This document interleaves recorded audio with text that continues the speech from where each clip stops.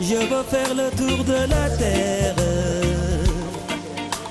Depuis que j'ai les yeux ouverts, je veux connaître mes frères.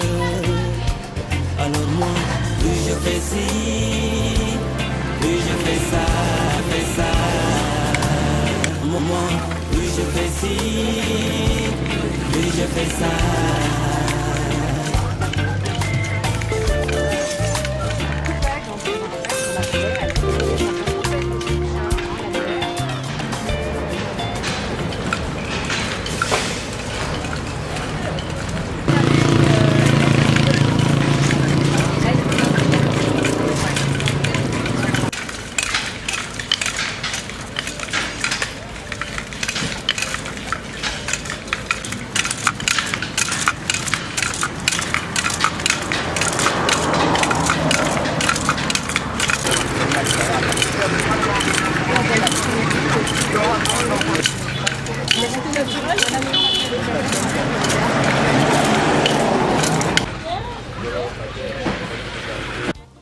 La Guinée fait partie de ces petits pays de l'Afrique de l'Ouest qui bordent l'océan Atlantique.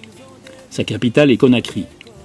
Sa population d'environ 10 millions d'habitants et sa superficie est d'environ 250 000 km², soit la moitié de celle de la France. Elle est bordée par le Sénégal au nord, le Mali également, la Côte d'Ivoire à l'est, le Libéria et la Sierra Leone au sud, et enfin la Guinée-Bissau à l'ouest. La région où nous nous rendons, au départ de Conakry, en passant par Kindia, Mamou et Labé, se nomme Fouta Djallon. Alors moi, plus je fais ci, plus je fais ça.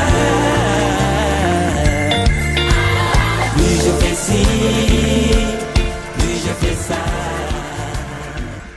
Il nous aura tout de même fallu 7 heures de mauvaise route pour rejoindre Dalaba, notre première étape. Puis 4 heures encore, dont 2 heures de piste, pour rejoindre Douki, le village qui sera notre camp de base pour 3 jours.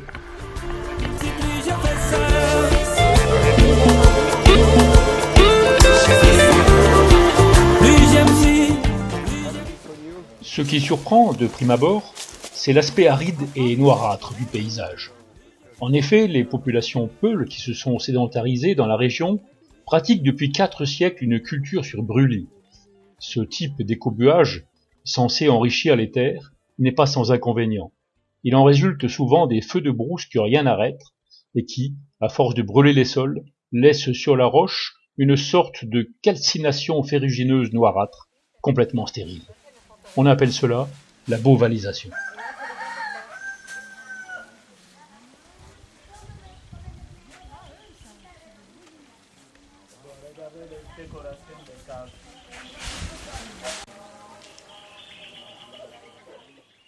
Ceci étant, le Fouta Djallon est tout à fait à l'opposé d'un désert. Ce massif est entrecoupé de profondes failles où coulent nombre de rivières. Des à-pics de 300 à 500 mètres n'y sont pas rares. Le plus important est de 800 mètres d'un seul tenant. Les fleuves Sénégal, Gambie et Niger y prennent naissance. En bref, le Fouta Djallon est considéré comme le château d'eau de l'Afrique de l'Ouest, et son relief est assez semblable aux causses de l'Aveyron, avec un point culminant à 1200 mètres. Alassane nous montre ici une culture et des racines de manioc. Les cultures de riz africain, un riz sec à faible rendement mais à haute valeur nutritive, ainsi que le maïs et le fonio, une céréale, sont les plus courantes.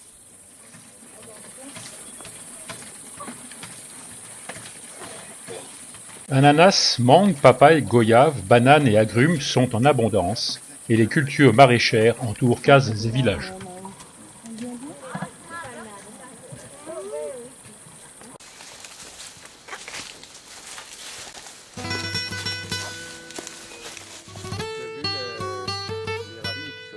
Le long du truc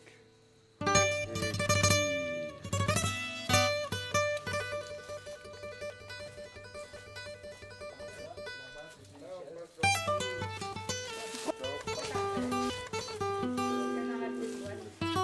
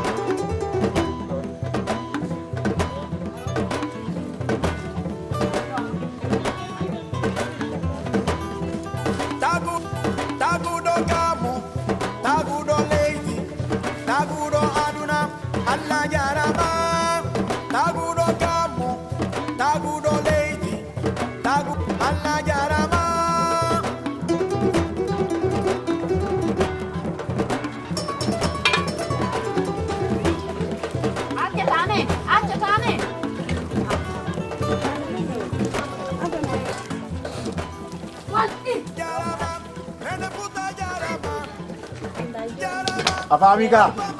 Poi io di giorni ha da struttura, non quando ya ka giorni ko indido.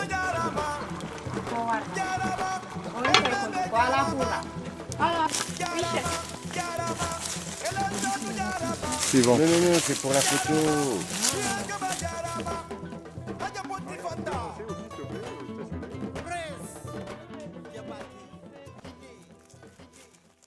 Départ de Douki de bon matin pour une rando d'exploration.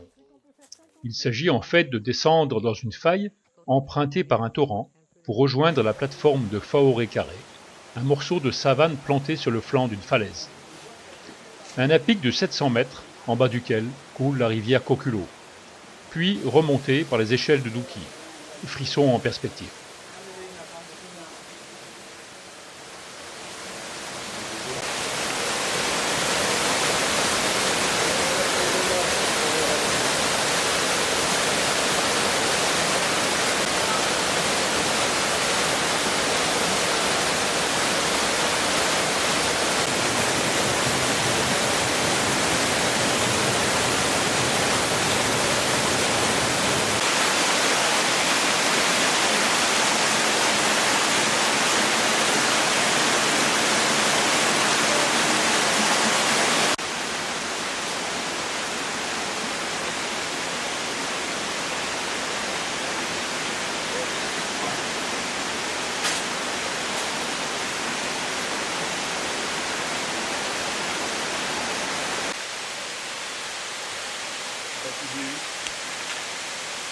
C'est pour ça qu'on vit en Afrique pour apprendre les vraies valeurs et essayer de les apprendre à nos femmes Avec en aussi. plus un poids sur la tête. C'est mal Et barré. on Là. remet. Là, ça. Mais ça en tangue, évidemment. Non plus, ça t'en en tangue. En tangue, c'est ce qu'on était en train de dire. Donc, on s'est fait rattraper. Et on s'est fait rattraper. Dans l'eau, ça te lâche, tu dois partir minutes. On avait déjà vu ça. C'est impressionnant. Hello. Bonjour. Bonjour. Bonjour. Salut, ça va? Ouais, j'y suis presque. Il faut pas trop m'en demander. Ça, c'est une troupe. Bernard veut doubler. Il est en bikini sur le dos. Ah oui, d'accord. Les deux jambes de chaque côté des hanches. Filme la souffrance. Sourire au passage. Trop tard.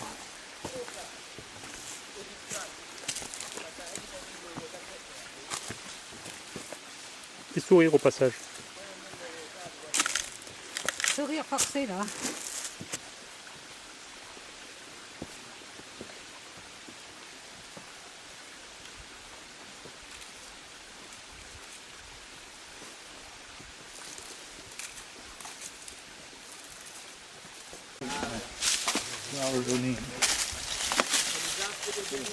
En fait d'échelle, Nous étions loin d'imaginer que nous aurions à gravir cette falaise sur des fagots de branches, plus ou moins bien liées entre elles par des lianes, en plus ou moins bon état.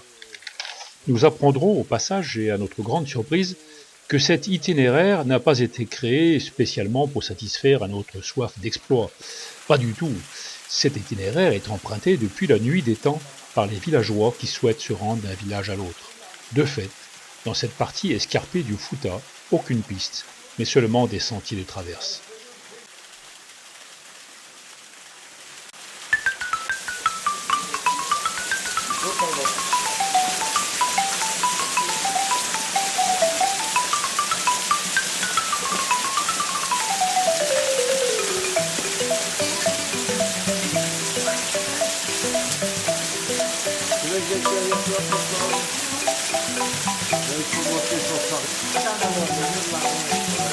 S'il tombe, tu tombes pas dessus.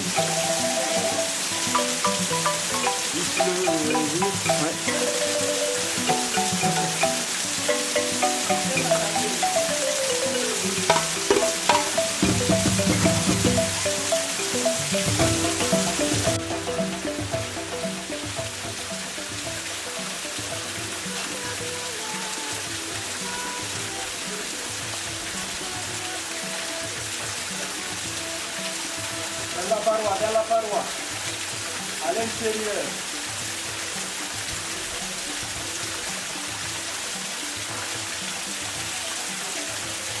Doucement. Voilà.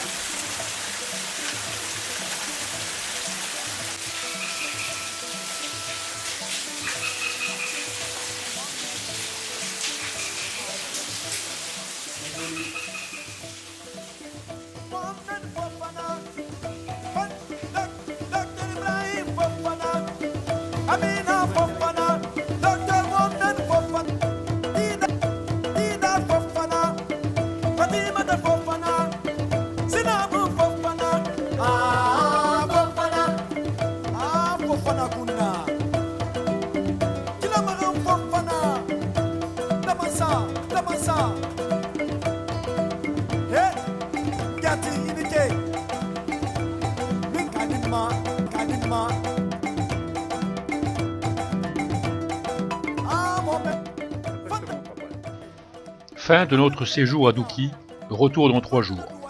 Nous entamons une boucle qui, en passant par les villages de Leifita et Engel, va nous amener à découvrir la véritable richesse du Fouta, l'eau. Pas de piste carrossable, donc pas de voiture pour transporter le matériel nécessaire au campement. Nous louons les services d'une dizaine de porteurs.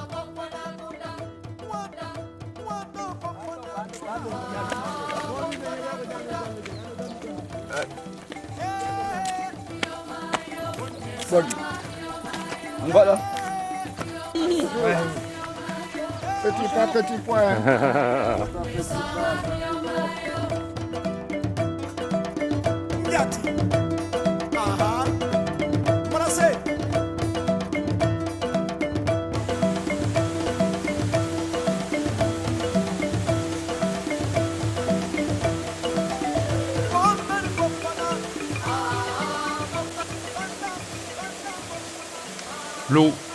L'eau est partout. Elle va nous accompagner chaque jour, et chaque jour nous la montrera différente. Rivière ou cascade, marigot ou cataracte. Nous sommes en fait sur une île entourée d'eau. Et pourtant, nous sommes en pleine saison sèche, et la saison sèche, au Fouta Djallon, dure 6 mois. Le régime des pluies est très bas les 6 premiers mois de l'année, voire quasi nul entre janvier et mars.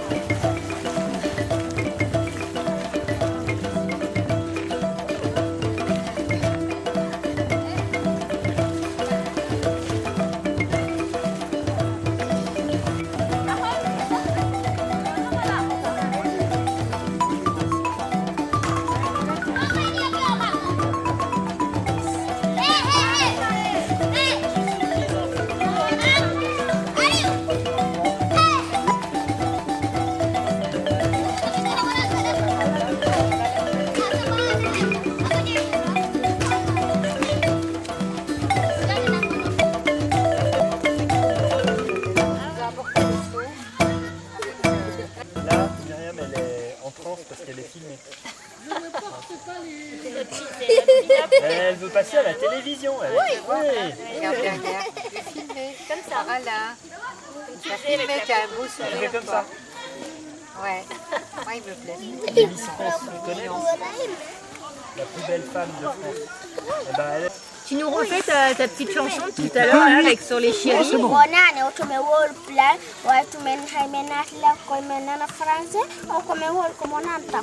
Mais c'est pas ça que tu nous faisais tout à l'heure. Alors, refais ta petite Chérie.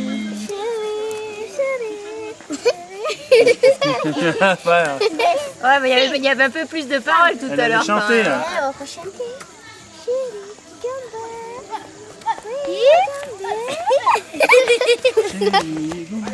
C'est ça? Oui. Ouais, mais je la connais celle-là. Ouais. Ah bah non. J'ai ma copine moi. Elle m'a fait un bisou. Ah ouais.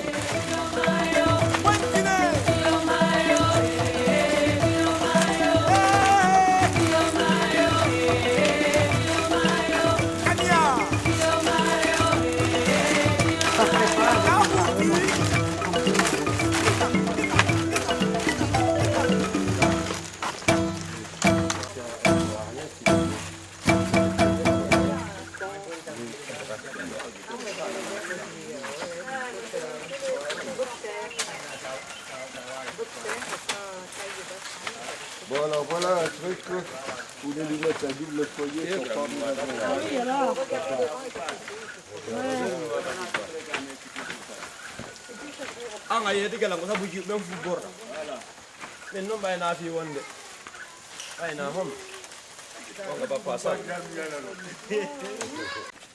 La terre ferme de notre île est tantôt la forêt dense montagnarde, tantôt la savane arborée.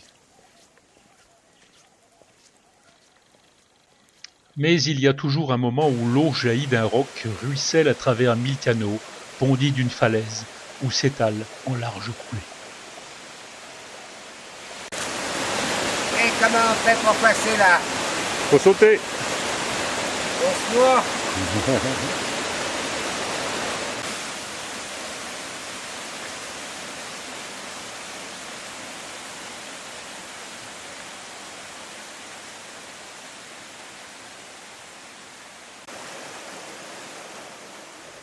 Pour être juste, il faut préciser que le deuxième semestre de chaque année est copieusement arrosé. La pluviométrie annuelle du Fouta est de l'ordre de 2000 mm, 2 mètres d'eau, dont 700 à 800 mm pour les seuls mois de juillet et août. Les pentes méridionales reçoivent parfois jusqu'à 3000 mm d'eau. Il faut imaginer le débit de ces cours d'eau alors multiplié par 30, 40 ou 100 ou plus. Les rues deviennent des rivières, les rivières des lacs, et tout cela se jette dans des gouffres sans fond pour former deux des plus longs fleuves d'Afrique, le Niger et le Sénégal.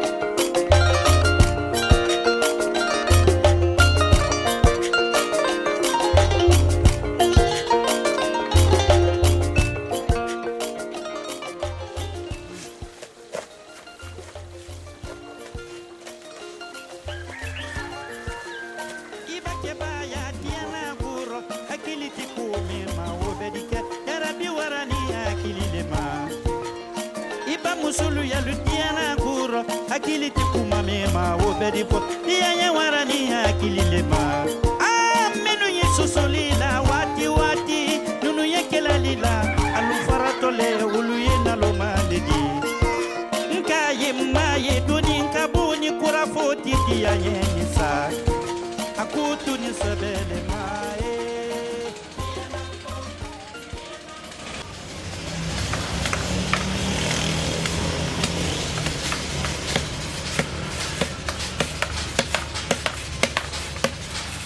Il il faut enfin envisager un retour sur Conakry. Arrêt souvenir à Kindia dans un atelier de sculpture sur bois et passage obligé par le marché. Bain de foule, bain de bruit, bain d'odeur et des saveurs d'Afrique noire à emporter dans son bagage.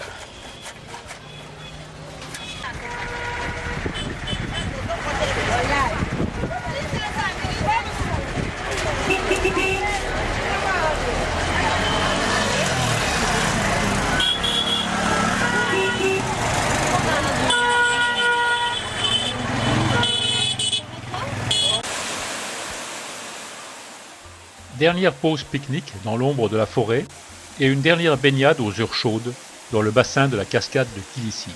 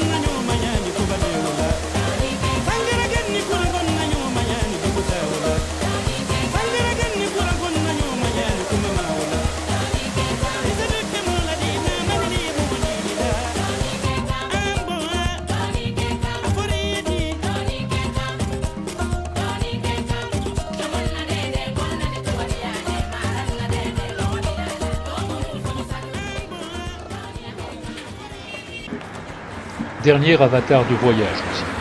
Il faut dire que la route africaine n'est pas tendre avec le matériel roulant, déjà fort éprouvé et pourvu d'un nombre de kilomètres incalculable.